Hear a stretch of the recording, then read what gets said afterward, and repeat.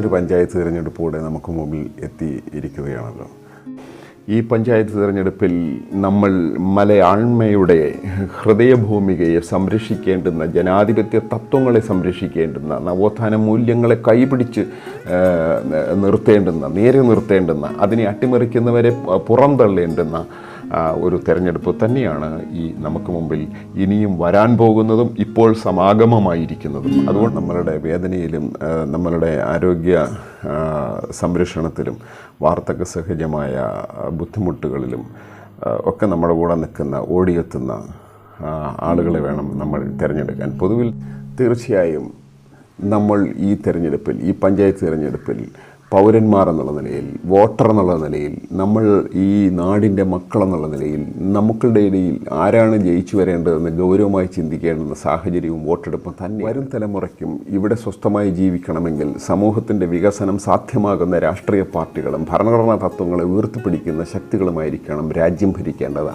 അങ്ങനെയുള്ള ശക്തികളെ പ്രാദേശികമായി ശക്തിപ്പെടുത്തുന്ന ഒരു തിരഞ്ഞെടുപ്പായിരിക്കണം ഇത്. ഈ നിലയിൽ നമ്മൾ ചിന്തിക്കുമ്പോൾ ഇന്ത്യൻ പാർലമെൻറ്റിലെ പ്രതിപക്ഷ ശക്തികൾ ആരാണ്? പ്രതിഷേധമുയർത്തുന്നവരാണ് ആരാണ്? ജനാധിപത്യത്തിൽ അടിസ്ഥാനപരമായ സങ്കല്പം എന്ന് പറയുന്നത് വിയോജിപ്പ് ഉയർത്താനുള്ള ശേഷിയും അതിൻ്റെ സാധ്യതയും നിലനിർത്തുകയാണ്.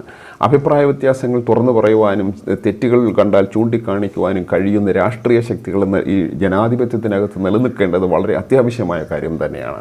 ആ നിലയിൽ പാർലമെൻറ്റിലെ പ്രതിപക്ഷ ശക്തിയായിരിക്കുന്ന കോൺഗ്രസിനെ അടിത്തട്ടിൽ നിന്ന് തന്നെ ശക്തിപ്പെടുത്തുന്ന ഒരു തെരഞ്ഞെടുപ്പായി ഇതിനെ ഓരോ പൗരനും കാണേണ്ടുന്ന ആവശ്യമുണ്ട് എന്ന് തന്നെ നമ്മൾ തിരിച്ചറിയണം. സമൂഹത്തെ വിഘടിപ്പിക്കുന്നവരും ഖജനാവ് കൊള്ളയടിക്കുകയും വികസനത്തിൻ്റെ പേരിൽ കമ്മീഷൻ പറ്റുകയും മുട്ടുസൂചി വിറ്റാൽ ഉടനെ അതിനുപോലും കമ്മീഷൻ കിട്ടുമെന്ന് പറയുന്നതും അത് വാങ്ങുന്നത് തെറ്റല്ലെന്ന് പറയുകയും ചെയ്യുന്ന കമ്മീഷൻ രാഷ്ട്രീയത്തിൻ്റെ ആളുകളെ, വികസനത്തിൻ്റെ പേരിൽ കമ്മീഷൻ അടിച്ചു മാറ്റുകയും ഒക്കെ ചെയ്യുന്ന ശക്തികളെ, പൊതുധനം കൊള്ളയടിക്കുന്ന ശക്തികളെ നമ്മൾ ഈ തെരഞ്ഞെടുപ്പിൽ ജയിപ്പിക്കണോ എന്ന് നമ്മൾ ഗൗരവമായി ആലോചിക്കണം. അത് നമ്മളുടെ മാത്രം പ്രശ്നമല്ല. വരും തലമുറയ്ക്ക് ഈ മണ്ണിൽ തിരിച്ചു വന്ന് ജീവിക്കുവാനുള്ള സാഹചര്യം നമ്മൾ ഇപ്പോൾ ഉള്ള പൗരന്മാർക്കും ഇപ്പോഴുള്ള മുതിർന്ന ആളുകൾക്കും ഉണ്ട് എന്നുള്ള അർത്ഥത്തിൽ അത്തരം ശക്തികളെ ഈ തെരഞ്ഞെടുപ്പിൽ പരാജയപ്പെടുത്തേണ്ടത് ആവശ്യം തന്നെയാണ്.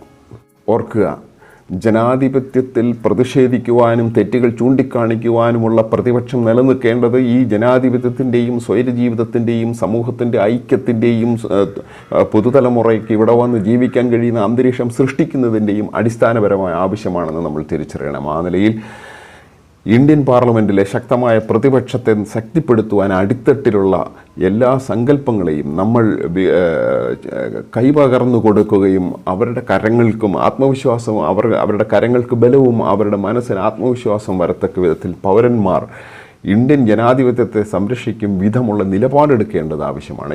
ജനാധിപത്യത്തെയും ഭരണഘടനയെയും ബൂർഷ്വാ ജനാധിപത്യമെന്നും അതോടൊപ്പം ഇത് ബ്രിട്ടീഷുകാരുടെ പാദസേവകരായിട്ടുള്ള അംബേദ്കറൊക്കെ ഉണ്ടാക്കിയതാണെന്നുള്ള ആക്ഷേപം ഉന്നയിക്കുകയും അംബേദ്കറെ വരെ കാലുവാരി തോൽപ്പിക്കുകയും ഒക്കെ ചെയ്ത ഇവിടുത്തെ പല രാഷ്ട്രീയ പാർട്ടികൾക്കും രാഷ്ട്രീയമായി ചിന്തിക്കുന്നവർ വോട്ട് ചെയ്യരുത് എന്ന് നമ്മൾ ഓർക്കേണ്ടതുണ്ട്.